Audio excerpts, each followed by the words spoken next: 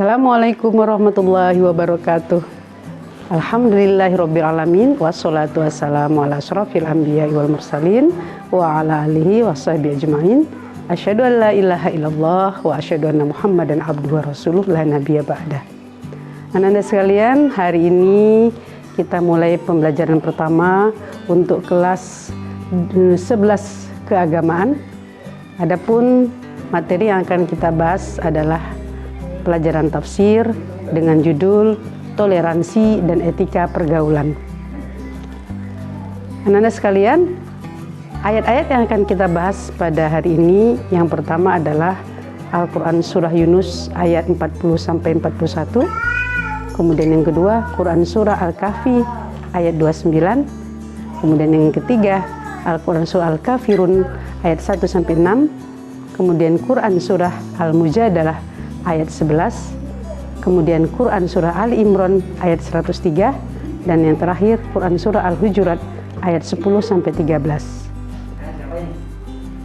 Baik anak-anak sekalian, kita mulai materi kita hari ini dengan melafalkan Bismillah terlebih dahulu. Bismillahirrahmanirrahim. Toleransi dan etika pergaulan. Anak-anak sekalian, untuk pembahasan pertama kita melihat Quran Surah Yunus ayat 40-41. Mari kita baca bersama dan kita terjemahkan. A'udzu billahi minasyaitonir rajim. Bismillahirrahmanirrahim. Wa minhum may yu'minu bih. Dan di antara mereka ada orang-orang yang beriman kepada Al-Quran. Wa minhum man la yu'minu bih. Dan di antaranya ada pula orang-orang yang tidak beriman kepada Al-Quran. Wa rabbuka a'lamu bil mufsidin. Sedangkan Tuhanmu lebih mengetahui tentang orang-orang yang berbuat kerusakan.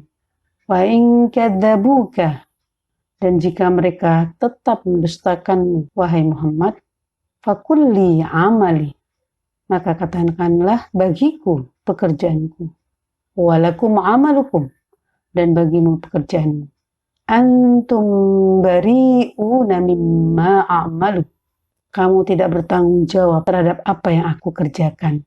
Wa ana bari'um mimma ta'malun. Dan aku pun tidak bertanggung jawab terhadap apa yang kamu kerjakan. Adapun tafsir daripada Quran Surah Yunus ayat 40-41 adalah ayat di atas berbicara tentang keengganan dan bahkan menolak kebenaran Al-Quran, terutama yang dilakukan oleh mereka yang musyrik. Walau sebenarnya ada di antara kaum musyrikin yang percaya dalam hati kecil mereka kebenaran Al-Quran dan kebenaran Nabi Muhammad SAW. Islam adalah agama universal yang ajarannya ditujukan bagi umat manusia secara keseluruhan.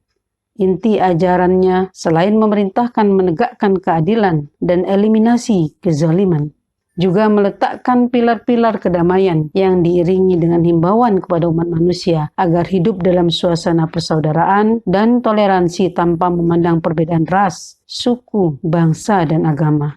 Karena manusia pada awalnya berasal dari asal yang sama. Islam dan toleransi beragama.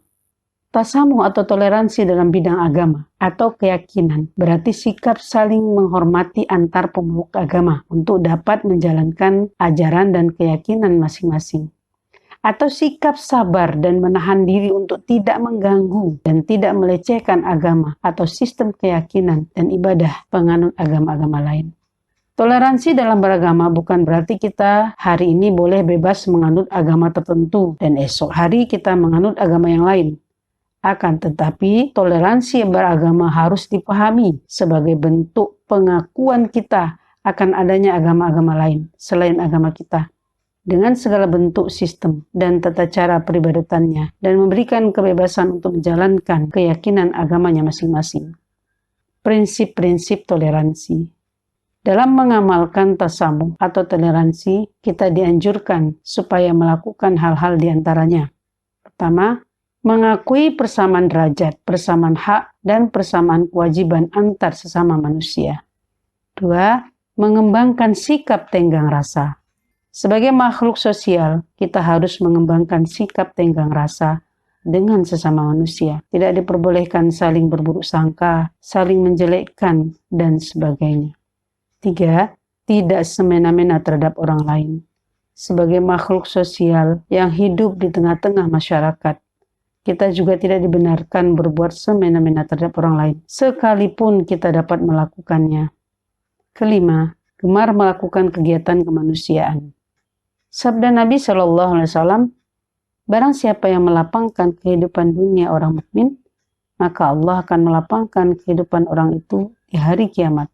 Dan barang siapa yang meringankan kesusahan orang yang dalam kesusahan, Allah akan menghilangkan kesusahan orang itu di dunia dan akhirat. Hadis riwayat Muslim. Kita lanjutkan materi kita dengan melihat Quran Surah Al-Kahfi ayat 29. Kita baca dan kita terjemahkan bersama. A'udzu billahi minasyaitonir rajim. Wa qulil haqqu mir rabbikum. Dan katakanlah Muhammad, kebenaran itu datangnya dari Tuhanmu. Faman syaa'a falyu'min. Barang siapa yang hendak beriman, hendaklah dia beriman. Waman syaa'a falyakfur. Dan barang siapa menghendaki kafir, biarlah dia kafir. Inna a'tadna lidh-dhalimina naro. Sesungguhnya kami telah menyediakan neraka bagi orang zalim. Ahata bihim suradiquha, yang gejolaknya mengepung mereka. Wa yastaghitsu, jika mereka minta pertolongan diberikan minum. Yughatsu bima'in kalmuhli yashfil wujuh. Mereka akan diberi air seperti besi yang mendidih, yang menghanguskan wajah. Bi'sasyarab, itulah minum yang paling buruk. Wasa'at murtafaqo, dan tempat istirahat yang paling jelek. Adapun asbabun nuzul Quran Surah Al-Kahfi ayat 29, diriwayatkan bahwa Uyainah bin His al-Fazari datang kepada Nabi Muhammad SAW sebelum dia masuk Islam. Ketika itu beberapa orang sahabat Nabi yang fakir berada di sampingnya. Di antaranya adalah Salman al-Farisi yang sedang berselimut jubah dan tubuhnya mengeluarkan keringat karena sedang menganyam daun kurma. Uyainah berkata kepada Rasulullah SAW, apakah bau mereka, yaitu sahabat-sahabat yang fakir, tidak mengganggumu? Kami ini pemuka-pemuka bangsawan suku Mudar. Jika kami masuk Islam, maka semua suku Mudar akan masuk Islam. Tidak ada yang mencegah kami untuk mengikutimu, kecuali kehadiran mereka. Oleh karena itu, jauhkanlah mereka agar kami mengikutimu. Atau adakan untuk mereka majelis tersendiri, dan kami majelis tersendiri pula. Kemudian turunlah ayat ini.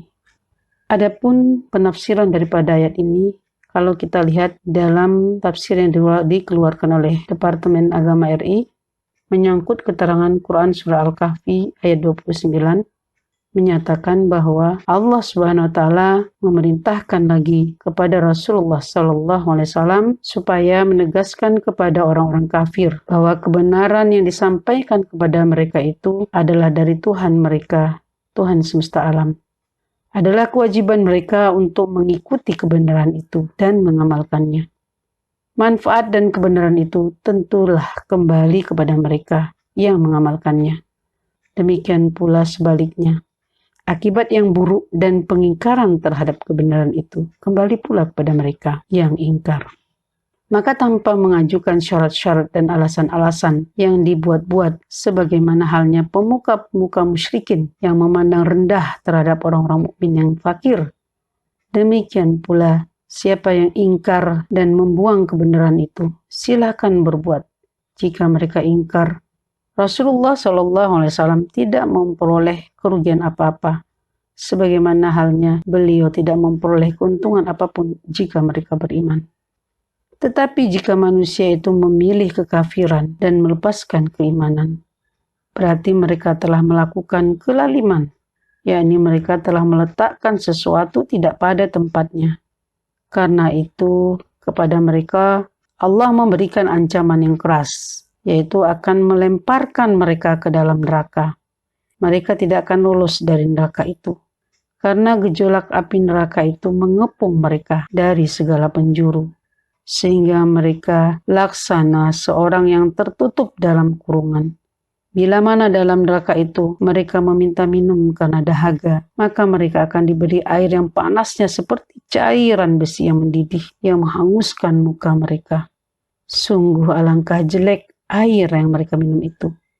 Tidak mungkin air yang mereka minum demikian panasnya itu dapat menyegarkan kerongkongan, dan tidak dapat pula mendinginkan dada yang sedang kepanasan, bahkan lebih menghancurkan diri mereka. Dan neraka yang mereka tempati itu adalah tempat yang paling buruk dan penuh dengan siksaan. Kita lanjutkan pembahasan materi kita terkait dengan toleransi dan etika dalam pergaulan. Yang saat ini kita akan membahas Quran Surah Al-Kafirun ayat 1-6. Mari kita baca dan kita terjemahkan bersama. A'udzu billahi minasyaitonir rajim. Bismillahirrahmanirrahim. Qul ya ayyuhal kafirun. Katakanlah Muhammad, wahai orang-orang kafir. La a'budu ma ta'budun. Aku tidak akan menyembah apa yang kamu sembah. Wala antum a'biduna ma a'bud. Dan kamu bukan penyembah apa yang aku sembah. Wala ana 'abidum ma 'abadtum. Dan aku tidak pernah menjadi penyembah apa yang kamu sembah. Wala antum 'abiduna ma a'bud. Dan kamu tidak pernah pula menjadi penyembah apa yang aku sembah. Lakum dinukum waliyadin. Untukmu agamamu dan untukku agamaku. Ananda, kita biasa membaca ayat ini ketika kita sholat maupun di luar sholat. Menarik kalau kita coba untuk melihat kata-kata khusus yang ada dalam ayat ini dan kita coba melihat pengertiannya menurut para ulama.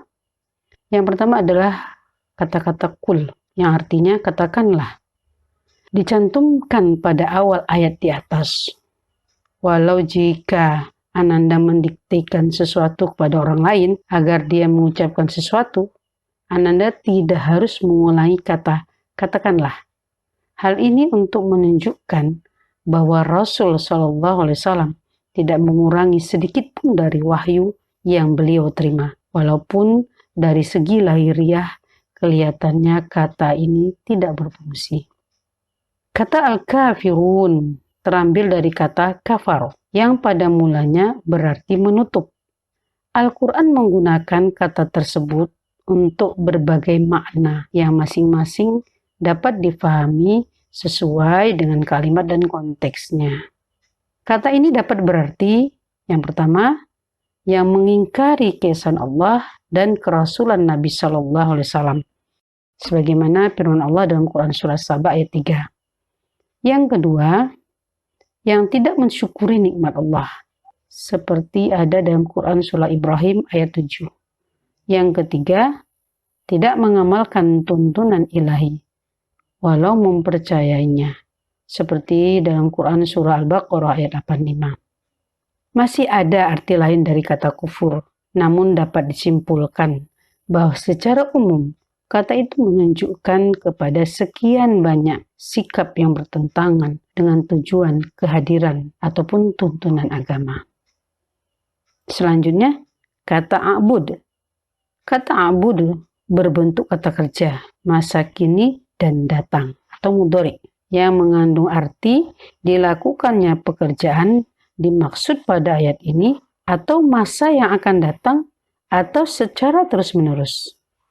Dengan demikian, Nabi Muhammad SAW diperintahkan untuk menyatakan bahwa aku sekarang dan di masa datang, bahkan sepanjang masa, tidak akan menyembah, tunduk, atau taat kepada apa yang sedang kamu sembah, wahai musyrikin. Yang terakhir adalah kata din. Din dapat berarti agama, atau balasan, atau kepatuhan. Sementara ulama memahami kata tersebut di sini dalam arti balasan. Antara lain dengan alasan bahwa kaum musyrikin Mekah tidak memiliki agama. Mereka memahami ayat ini dalam arti masing-masing kelompok akan menerima balasan yang sesuai. Bagi mereka ada balasannya. dan bagi Nabi pun demikian. Ananda yang dirahmati Allah, selanjutnya kita lihat kandungan ayat daripada surah Al-Kafirun ayat 1-6 ini. Yang pertama, ada ulama yang menyatakan bahwa karena kejahilan orang kafir Quraisy, mereka mengajak Rasulullah SAW untuk beribadah kepada berhala mereka selama 1 tahun. Lalu mereka akan bergantian beribadah kepada sesembahan Rasulullah SAW, yaitu Allah Ta'ala, selama 1 tahun pula. Surah ini berisi ajaran berlepas diri dari amalan yang dilakukan orang-orang musyrik. Surat ini berisi perintah untuk ikhlas dalam melakukan amalan, yaitu murni ditujukan kepada Allah semata. Yang disembah Rasulullah dan pengikutnya hanya Allah semata. Dan cara menyembah atau peribadatan hanya dengan cara yang diajarkan Allah SWT. Adapun yang dimaksud dengan orang-orang kafir pada ayat pertama surah ini adalah tokoh-tokoh kaum kafir yang tidak mempercayai keesaan Allah serta tidak mengakui kerasulan Nabi Muhammad SAW. Ayat selanjutnya memerintahkan Nabi Muhammad SAW untuk menyatakan bahwa beliau tidak mungkin untuk masa kini dan masa yang akan datang menyembah sembahan kaum musyrikin.